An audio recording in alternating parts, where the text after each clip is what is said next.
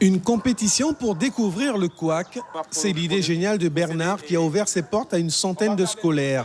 Et moi j'ai décidé de faire un rassemblement avec tous les gens qui ont déjà vu et tous les gens qui n'ont pas encore vu comment on fait le couac. Donc aujourd'hui, on va faire ça sous forme d'une petite compétition. Moi j'ai appelé ça les Olympiades du couac.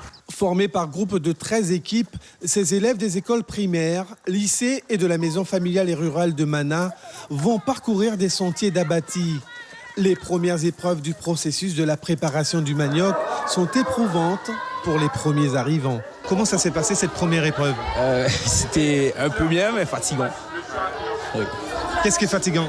De courir dans la boue et aussi d'aller et de revenir. Pour aller là-bas, il fallait planter une manioc. Après, quand on revenait, il fallait prendre une manioc dans la main et courir jusque-là. Bernard veille au bon déroulement des étapes de chaque épreuve. Les participants doivent produire au final un produit consommable. L'idée, c'est de faire venir toutes les différentes écoles qui sont déjà venues et ceux qui ne sont pas encore venus pour justement les confronter à la fabrication du couac. Donc ils ont fait tout le processus complet. Ils sont allés récupérer les boutures, les plants de manioc, ils les ont plantés. Ensuite, ils ont récupéré le tubercule de manioc, ils sont venus à l'atelier avec. Et tout ça dans un esprit de compétition. Ils ont couru, ils ont fait vite parce qu'il y a un classement. Premier, deuxième, troisième.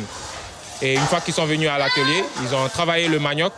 Enfin, ils ne l'ont pas travaillé, mais ils ont suivi le procédé parce que ça dure 2 semaines. Et on avait déjà préparé les différentes étapes pour que ça aille vite et que ça se fasse dans le cadre de cette journée. Pour l'équipe pédagogique, l'implication à plusieurs niveaux des élèves est un facteur de cohésion sociale, mais bien plus encore.